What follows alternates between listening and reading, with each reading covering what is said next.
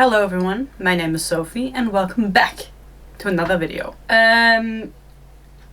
Colleen Hoover.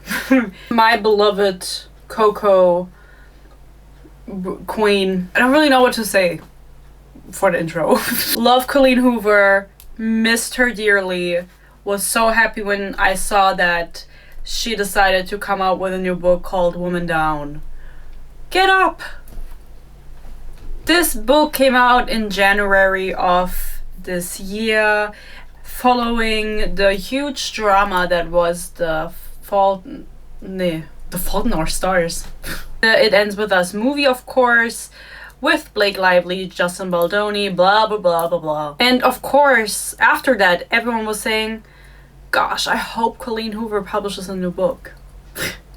Please! And so now, January 2026, she said, fret not, here you go.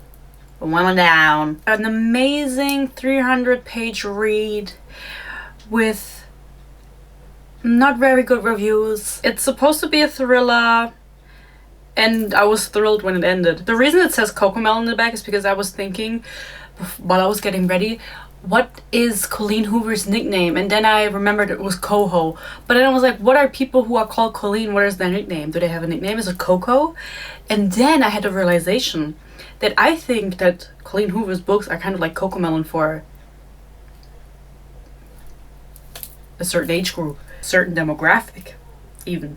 Because time and time again, no matter what book I read of hers, it doesn't get better. It gets worse! Help! And since I don't have much to say for the intro, I will just start with the book. Yeah. The premise of this book is that there's a lady and she's an author. What? Where have I heard that before? She's an author and she is in a little bit of trouble because she had a movie adaptation come out of her work.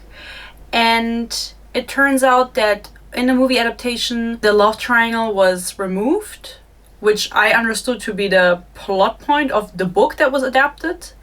They decided to remove it, so I don't know what the plot ended up being for the adaptation, but that's none of my business. And then I think the author, main character, said, oh, I don't know why they removed it. It's the character that they removed is crucial to the story. And then text messages leaked that said that she agreed to the character being removed, and that's why the author in the story, whose name is oh, Petra Rose, that's why I forgot it, because what the fuck. Petra is the main character, and she gets backlash because the text messages leaked, and then she hasn't been able to write for a year, and so she books herself an isolated cabin by a lake, which she does every year. This year it's a different cabin because the other one was already booked, because she wants to get back into writing. No more wallowing around, let's get to business, I have to make money, my husband is jobless. You will tell me, Sophie, maybe you've already heard it, maybe you thought it to yourself, is this just fanfiction about Colleen Hoover's own life? Maybe? Colleen Hoover is also an author who didn't publish a book for a while after getting that much backlash with the It Ends With Us movie.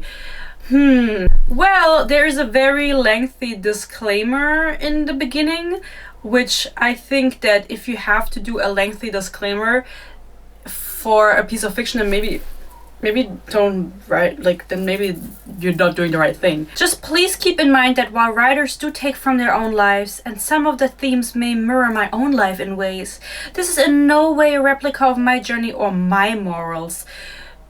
Okay. Nor is it a reflection of how I feel about my peers and or this industry.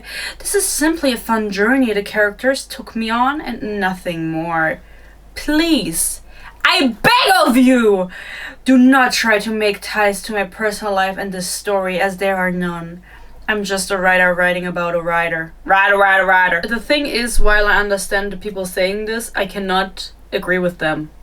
Shocker. It's also said in the beginning that this book is based on a novella that was published years prior called Saint. Because of that, my understanding of this is that the only reason she added the plot of the author having a failed adaptation is because she wanted to make money with this book, I don't know if that worked. I got the novella that this is based on. The novella is 60 pages. I read it. Well, I skimmed it. I have better things to do. And it is verbatim the same story, with the added factor that the author is now, or the main character is now struggling with this adaptation side theme.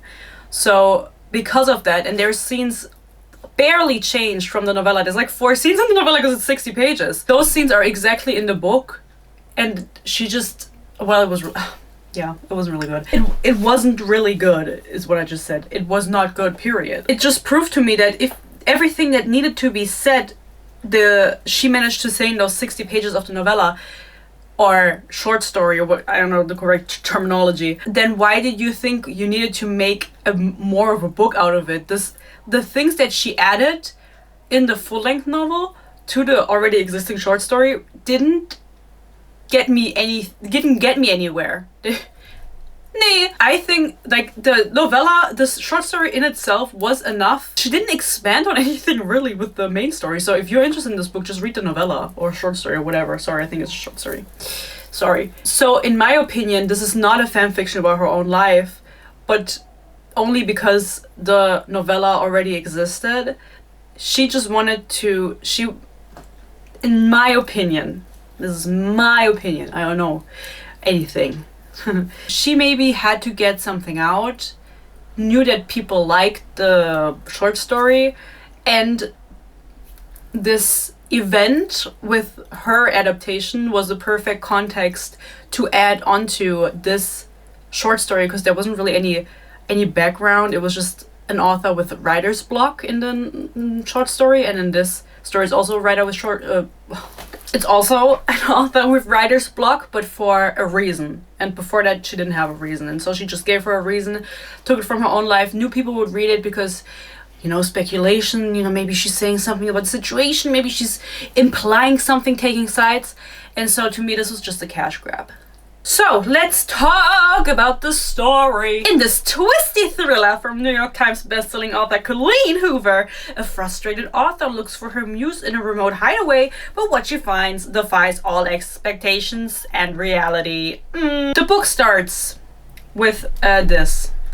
Hey, Kelly here. Your fiction therapist with a minor in messy behavior. Welcome back to And What Now, readers? The podcast where your favorite book drama, gets lovingly dissected and lightly roasted. That sounds so ChatGPT to me. I know it because I work in marketing. I read this all the time. And I'm Mika, your literary and sometimes television gossip sommelier. It's basically the main character, Petra Rose. Yeah, Petra. It's Petra. A little bit old-timey. Petra. In the novella, her name was Megan. She changed some names from the novella to the full-length novel. One of them was the husband. Petra Rose has a husband, which you don't get to know until later. The husband in the novella is called Michael, and then she changed it to Shepherd in this one. And Shepherd is a crazy name for my German ass to hear. Shepherd? Okay. Sorry if that's your name. Petra Rose is listening to this podcast as she's on the way to the hideout, and it's to give us context on why she's driving there, which I already explained is because of the whole love triangle book mess up. You get a little bit of everything in this realistic romance, so it's honestly shocking how huge the book got without it having a single dragon or wizard, is what the podcaster says about Petra Rose's book, which... Is Colleen Hoover thinking that it's hard to get popular nowadays without a wizard or a dragon? Bitch. So the text message that got leaked, which was by the producer, screenwriter, one of the executives, is who leaked this message of Petra Rose's. It says, "You're right, there's a lot out there about him being unrealistic. I'm fine with that character being cut. Might make it a stronger film with Caleb and the love triangle out." It's like, again, I thought that the love triangle was the plot of the book. But again, it's a fictional book in a fictional book, so I don't know. She makes it to the cabin. Again, it's a different one from the one she normally books, because this is something she does regularly, booking a cabin and just riding there. Queen, privilege, yeah. Since those were unavailable, she had to book one on the other side of the lake, and that also means she gets to meet new people, which are the renters actually. It's a woman and her husband. She usually books the cabin because there are also no people around. She doesn't want any neighbors. So now she approaches and there is the dude who's renting this place to her, waiting for her in the driveway. I don't even know him and I already find him the most irritating thing in the world. I take that back. And then it goes on a random tangent. The shape of corgis is pretty damn irritating. There's something about a corgi that's just this is so fucking long. Why do I need this long of a rant about corgis? Just for them to be never brought up again. You want to give me some character to Petra Rose. There's something about a corgi that's just ... unfinished. It's as if God started making the dog breed and walked away from them when he was only halfway into the design, leaving them in this weird limbo. Their bodies are too long for their stumpy legs, their heads too big for the rest of the body. Like, I feel like picking on a corgi is random. Like a dachshund, I would understand. Their heads too big for the rest of their body, like they might faceplant with every step. Anytime I see one, I can't help but feel like it's a cosmic mistake walking around on 4 legs. If there was a corgi at this guy's feet, I'd question whether I had died and gone to hell. What the fuck? She has a best friend, her name is Nora, and Nora is also a writer, so she is trying to encourage Petra Rose to go live on Facebook, which is what Americans do apparently. Go live on Facebook to an exclusive community of really patriotic fans and just answer a few questions. And Petra Rose hasn't done this in a year. She used to do this regularly with Nora, but she hasn't done it in a year because she got hate for the adaptation. It confuses me why she didn't just make a statement. Alas, maybe it was impossible. Of course, this is just amazing live stream. It's the best live stream you could. Okay, you can be upset that you missed it. Everybody wants to be in Petra Rose's live stream. No TikTok, I promise, Nora says. Just your Facebook group, and your group is private, so unless they're in the group, no one will see this. Group. Group 3 times. Right. I personally don't need every single thing in a book to be realistic. Dragons aren't realistic, but Fourth Wing is killing it on the charts. She keeps referencing dragons. Bitch, you're jealous. Like, maybe, okay, the whole adaptation thing, whatever. But you are jealous of Rebecca Yarak. I can tell. There are 200 people firing off questions at us. Let's answer a few first. So it's 200 people in the live stream. Yeah, okay. The best live stream ever. I'm so upset I missed it. Next time, Petra, hit me up. I personally think books and movies can be very powerful tools. They can change minds, behaviors, thought processes. And yes, they can save lives. I do believe reading can save lives. Don't know what context she said that in. Okay, queen. Get it off your chest. The live stream goes great, amazing even. As I said, I have FOMO. In the live stream there was also a question where it was like, oh, do you have to experience the things that you write about? And then Petra's like, well, yeah, not necessarily, but I think it helps. And then someone asks, would you do anything to become a better writer?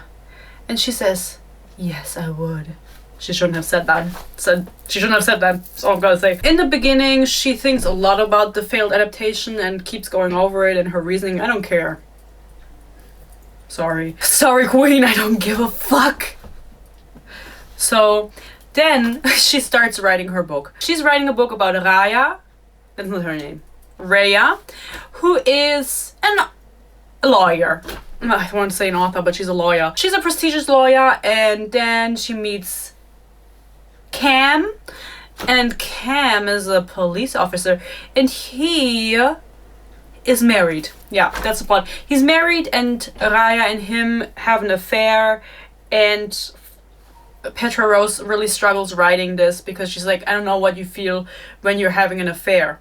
She then starts having an affair and is married herself, and like the thought never crosses her mind, but she's like, well, I'm cheating on my husband right now. I could write my feelings in the book. It's always like, no, I just don't know what she's... Okay, so we have the lawyer character who's hooking up with the cop.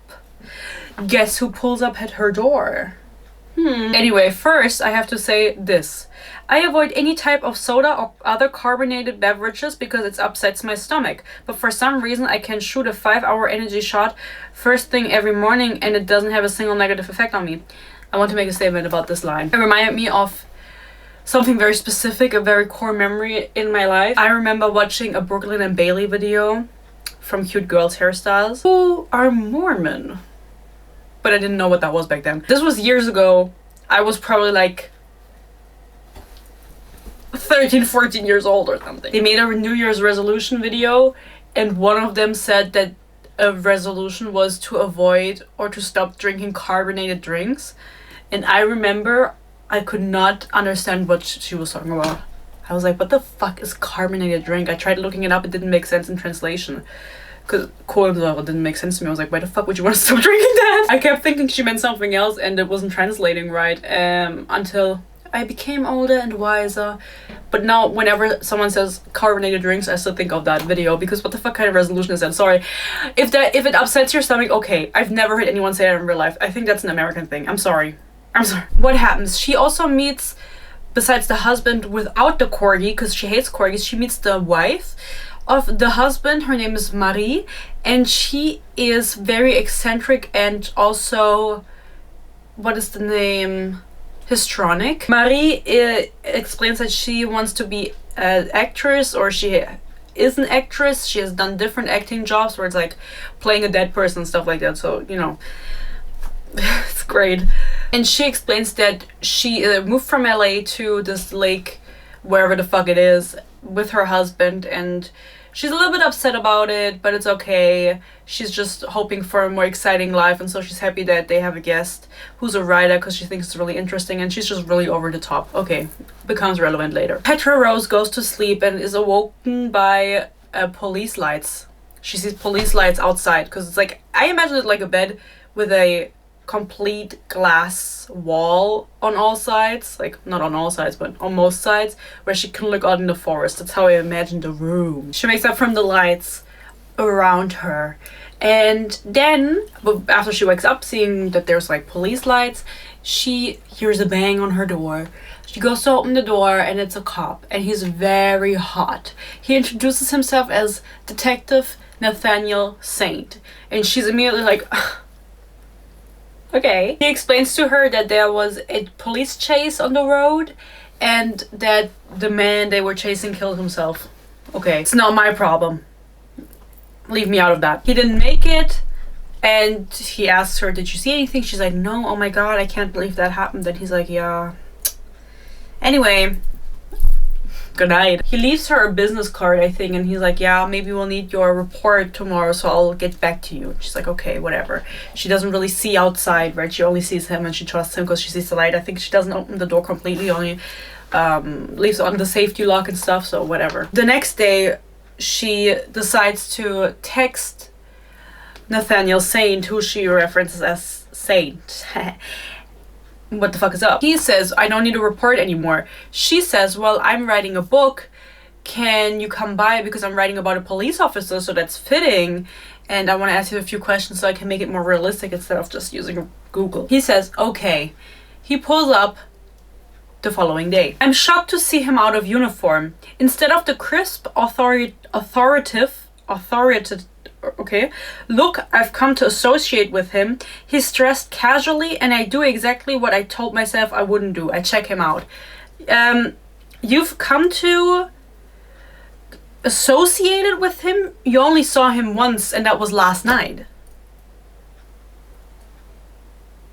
Okay. In your text you said you wanted to pick my brain about what? You're writing about a cop? He says with a sexy emphasis. Okay. She explains to him that the character is only 26, but she's lived a busy life, already out of law school and practicing, so when she meets Cam, she isn't the most experienced with men, because of course, if you only focus on school, you can't fuck. All her time has been put into becoming a badass attorney, but he's the first thing that makes her nervous. Badass. She explains to him the entire premise of her book, the characters, and also of course crucially that it's a married cop that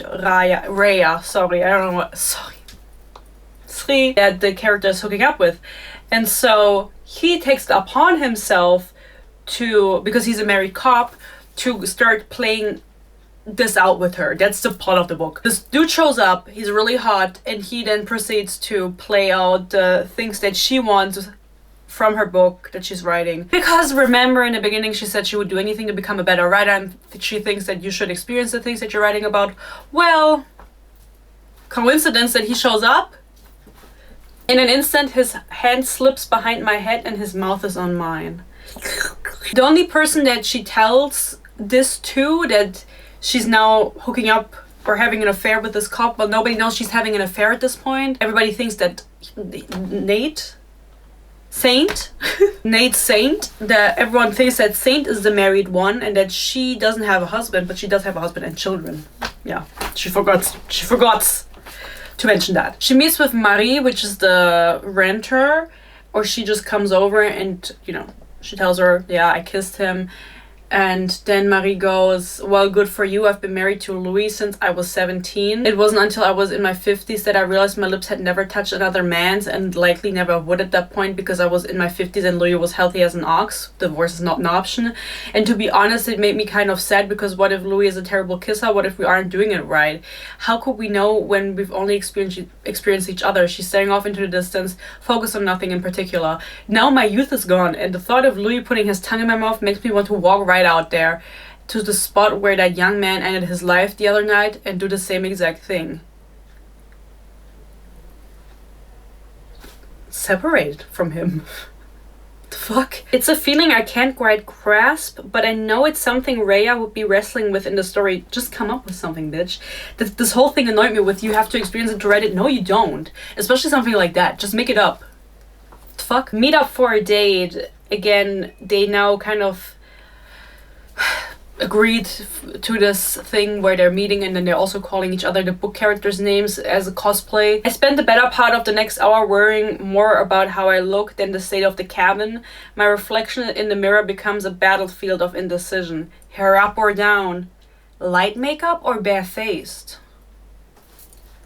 What about the third option? Full glam? How was your... Sorry, I have to relax a little bit. I hope you don't mind if I'm a little bit... You know. How was your day, Rhea? He asked, the name of my character slipping from his lips as if it's always belonged there. The shift in tone and context makes me realize with certainty that he's completely in character right now. Maybe the fact that he called you by your book character's name? Egal. When Saint emerges from the bathroom, he's no longer in his uniform. He's opted for a simply navy t-shirt, simply navy.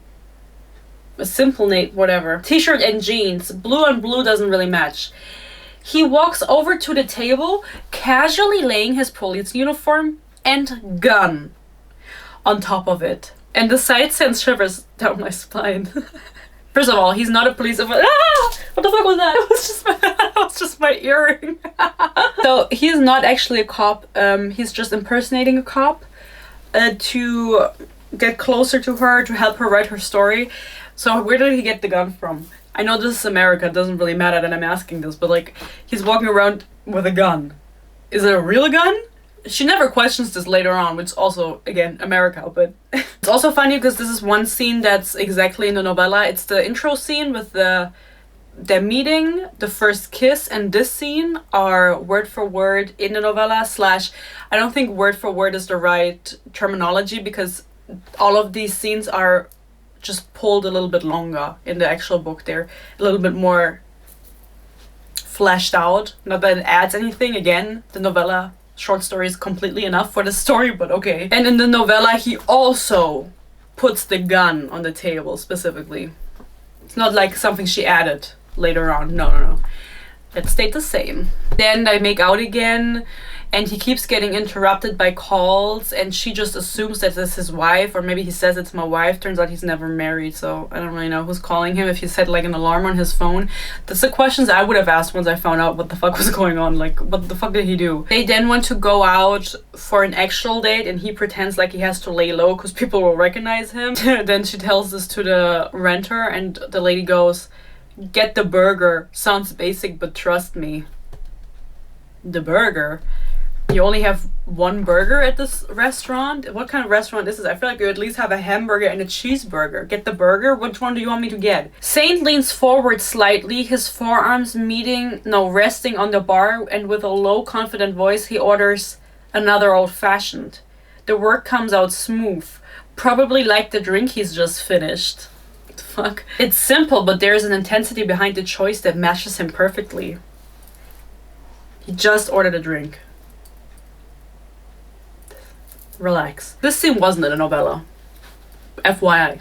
It doesn't add anything. They just eat a burger in a car. I think that the next line also kind of, how do I say, makes you understand Colleen Hoover's writing. It goes, "Where'd you go to law school?" he asks. "The question makes me laugh because I'm a writer, not a lawyer. But that's why we're here, to pretend. I have fun with it." Bitch, I know you're a writer. What the fuck? Do you think I'm dumb? Do you genuinely think I'm a dumbass? The question makes me laugh. I'm a writer, not a lawyer. Yeah, I know. She talks to him about the fantasy, or not a fantasy, but the scene in her book where Rhea, because she's a lawyer, has dirt on somebody, and so that somebody sent someone to attack Rhea. Okay. And he interprets this as her wanting him to attack her in the middle of the night, so she experienced what that would be like to get attacked, so she can write it about it in her book, which is like the first red flag. In the novella, she brushes this off relatively quickly, and she's like, it's okay. And in the book, I noticed the scene was dragged out to filth. This was the scene where I realized that was, because in every book I have this point where I realize I have free will and I don't have to read this actually, and I just start skimming. Not everything, of course, I do read, but when scenes like this happen, I just start skimming them. That point comes in every book that I read. And that was the scene where I came and was like, why the fuck is this going on for so long? He just breaks into her house, ties her up to a chair and leaves, and then comes, well, waits for 2 seconds outside, 2 minutes, and comes and is like, what happened? And she's like, bitch, I know it was you. Don't act like this right now. In the full-length story, she stays mad for longer also. Like, the whole attack scene is dragged out, like, wouldn't end. And then she's mad for a little bit longer, but then she cries in the shower, and he comes in the shower and cuddles her, and she forgives him. Don't worry. She gets attacked, and it goes, could it be the owner of the cabin? I know his name. Do you think I've been reading with my eyes closed? Could it be the owner of the cabin? I know his name. I know his full legal name. Why are you... Okay, I got it. Either he stays the night and then they fuck, or they fuck the same night that she gets attacked by him. I can't help but stare at his wedding ring as his hand moves to cup my breast. Are my breasts prettier than his wife's? Am I prettier than his wife? Funnily enough, this exact scene was in the short story. The boobie scene. The exact verbiage. Because that was so good, we had to keep it in. I think the novella, I don't know if I said it came out in 2021. Maybe I'm lying. I don't remember. So they hook up. He has a condom in his wallet, which she doesn't find weird. Which, like, you're married and you have a condom in your wallet? Okay. I don't know what married people do. I'm not married. I wouldn't be able to feel the emotions of a married person because I've never been married. Her husband shows up. And we hadn't known about the husband until right now. And so it's supposed to be a shocker to you that she has a husband. I didn't really care because she doesn't care either. Like, she feels guilty for having an affair, but she doesn't translate it into her book. She doesn't build that bridge, and that kind of annoyed me. Because it's right there. You're so close. Again, his name is Shepard, and she has 2 daughters, and eats his chicken, and she goes all while feeling like I just earned the world's worst wife and mother of the century award. Yeah, you did, actually. She feels really bad for what she did, but she also doesn't really like her husband. Her husband either doesn't have a job or has like a part-time job. Doesn't really matter, and he's very focused on her career and managing it also, and on the financials of it. So she feels like he doesn't understand what it's like to be a writer, and that it's difficult sometimes and not everything can be a hit, and he's kind of relying on her to just get the money in, which is crazy to ever rely on an author to get the money in my opinion. He's wearing socks. Why am I a sucker for a guy in a clean pair of socks? Again, Huh? How do you know they're clean? You didn't see the bottoms of them. This is about the saint. He's just standing there with socks on. It's not like he's lifting his little toes so you can see under his feet. Oh my god, we're already at the end. I didn't mark anything else besides now the end. So what happens is when her husband shows up at the cabin with the 2 daughters, which he surprises her there, Saint also pulls up and pretends again to be the police officer and is like, you have to have a visitor tag. And then the husband's like, we're leaving tomorrow. And he's like, okay, you better. And then that same weekend, Petra Rose goes home to her husband and her daughters because one of the daughters, it's their birthday. So then Saint also pulls up to the birthday party, which is like, she lives 2 hours away, which is crazy. He pulls up and she's like, what the fuck are you doing here? And he's like, well, I thought you wanted this. And she's like, no, I didn't want this. Doesn't matter, they drive back, they have sex. They have sex on a boat. Then the end happens. She wants to get gas at the gas station, obviously. She walks into the gas station, she sees the newspaper. I don't know the span of time, by the way, that this all happens in. She wants to get the newspaper. She's like, oh, do you have the newspaper from the week that the crash happened? And the clerk is like, what crash? She explains to him. He's like, I've lived here all my life. There was no crash. Like, I don't know what you're talking about. Then the renter of the cabin, that's the person who's renting. The dude who's renting her the cabin, whatever, I don't really care what the word for that is. He also comes to the gas station at the same time. She says to him, tell this guy there was a crash on our road. The dude is like, there wasn't a crash on our road. I would know that. She's really confused. She says, do you know Detective Nathaniel Saint? They're like, there's 2 policemen in this town, like, we don't have detectives. She's like, oh my god, what is happening? She then shows a picture because she took a selfie of the 2 of them at some point, and they're like, he's really pretty. He's really cute, but nah. She's like, what? I can't believe it. And then he goes, yeah. I don't really know what he says, but this scene is also in the short story. She then drives back home and is really distraught and decides to finally use Google, which she has had cell service, so that's not the excuse. She just never bothered to look him up, which would be the first thing that I would do. Google somebody. Anyway, she doesn't find anything on his name. He doesn't exist. She realizes something's going on. Well, it turns out that this dude is a screenwriter from LA who saw her live because he's a fan. Okay. He's also really handsome, luckily. Luckily he's not ugly. And he then decided to pull up her cabin to help her with this fantasy of bringing her fantasies to life and then being able to write about them, right? He assumed this role. She decides to Google him, nothing comes up. She wants to do an image search. Maybe I can use that. Maybe I can do an image search on Google and find something that will lead me to who he really is. I rush back to my laptop.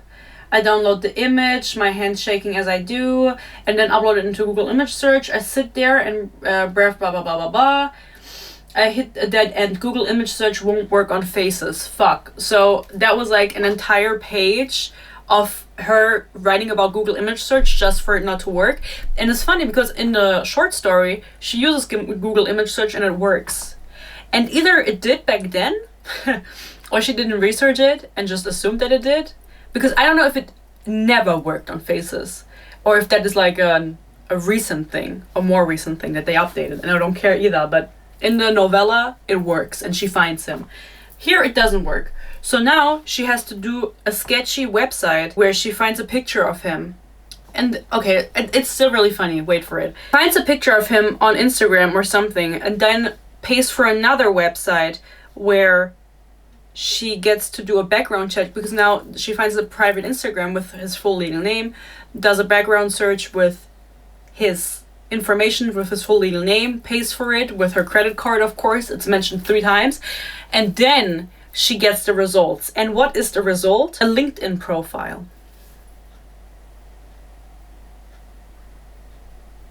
Okay. This bitch just paid like $100 to figure out this man's LinkedIn profile? Okay. Not sure why after finding out his full legal name from the Instagram, she wouldn't proceed to look on LinkedIn. Like, LinkedIn is my go-to nowadays to look people up. It's the new Facebook. Maybe it was a private Facebook, actually, now that I said that. Could be. Doesn't matter. She did all that to find a LinkedIn. You said you wished you could experience the things you write about. You said your character was a cop. I brought that to you. He doesn't really understand what he did wrong. She's like, girl, you lied to me. He's like, yeah. You lied to me about your husband. She just leaves the cabin behind. She ends up publishing the book. It's a hit. She has her husband read it, who she's still together with, who he doesn't know anything that happened. He reads it, he's like, that's fantastic. And then he asks her, who is Saint? Because she dedicated the book to Saint. She goes, I held a contest for my readers. I choose someone at random to dedicate the book to. He threatened her, or she interpreted it as a threat, being like, you have to dedicate the book to me, the one who inspired you for this entire book. And so she did that anyway. There was also a scene, which I forgot to say, when the husband comes to visit the cabin. They're texting her and Saint, Petra Rose and Saint, and he goes, when you write him, you better think of me. And then he's standing outside the window watching Petra Rose fuck her husband. That was crazy. The craziest thing that happened in this book, arguably. That's the last scene of the book with the, not the husband fucking, which was also in the short story. But the last scene of the short story, I mean, was her husband finishing the book, asking who Saint was, and her answering that, and then also the final thing of this book. But there's a little bit more context here, which is that she goes to a signing of her book, and Saint pulls up at the signing. Then one of the people there asked her, I was wondering if you have any advice for aspiring writers, and Petra Rose's answer is, Google. Google is your best friend. Every question about writing has been answered online. It's just a matter of finding the answer that inspires you. If my favorite author answered that to my question, I would say, fuck you, bitch. I would say, fuck you, bitch. So it turns out Saint is at the signing. She's freaking out. She doesn't really know what to do. They haven't seen each other for like however long it took to publish this book. Blah, blah, blah. I don't care. So let's wrap this up quickly. He's at the signing. She's like, what the fuck are you doing here?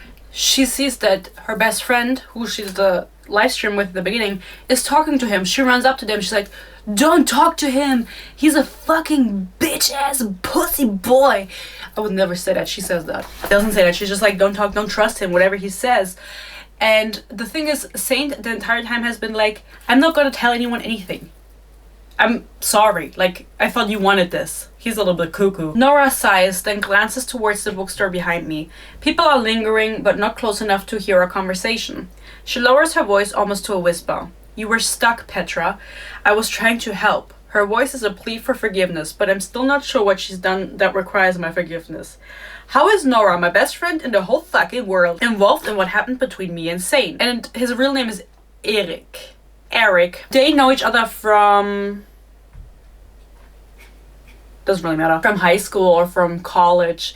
And he saw the life. He contacted Nora after they had already been in contact after college, like sporadically. And he saw the life and he messaged and he was like, hey, you know, blah, blah, blah. And then they came up with this plan together. But the best friend thought that he only pulled up once, which was that night where he pretended like someone killed themselves on the street that she was on. And after that they didn't have any more contact. She didn't know that it went deeper than that. And so she's like, I'm sorry, I didn't know. Petra Rose is fucked because she doesn't have a hot boyfriend. She only has her ugly husband, Shepard. Doesn't have her best friend because she fucked her over. Goes back to the room, whatever. Is on her laptop and sees that she received an email. And she's like, who the fuck just sent me an email? And it's a booking confirmation for the lake house. All it says is, I think it's time we start working on your next book, Petra. What? I don't care. Obviously, we're leaving room for book 2, for a sequel. Maybe we're just leaving it open for interpretation in general. Who wrote her this mysterious message? Ready for book 2? Ready for round 2? I don't know. Leave your speculation in the comments. Who do you think booked the cabin for her?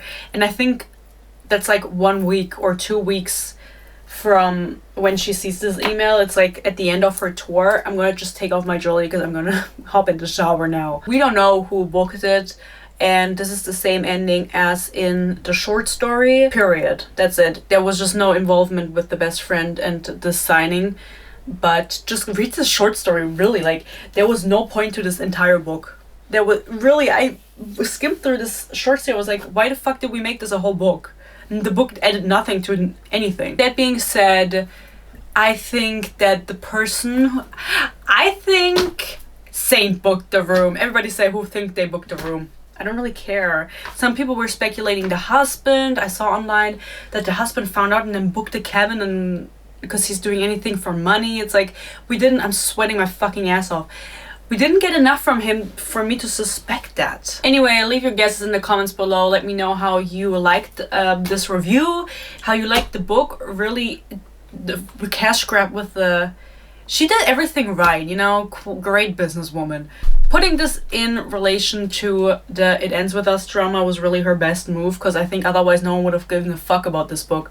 I think the main reason people picked it up was because of this failed adaptation storyline, that they were hoping to see some connection to her real life. And I think there were some connections, I think there were some not connections, and she did beg me in the beginning to not make any connections, so I will just disregard that. Sorry. You did defend your son who allegedly has ate someone, so... Thank you so much for watching this video and watching this review. I love Colleen Hoover, and I can't wait to read another book. Can't wait to read. Can't wait to sweat. Wow. Thank you so much for watching. I just really want to take a shower. I'm sorry I'm wrapping this up. Just comment something. Comment something nice. I hope you stay happy, you stay healthy. Again. I hope you stay happy, you stay healthy. Peace and love. And hopefully, I'll see you in my next video. Bye bye.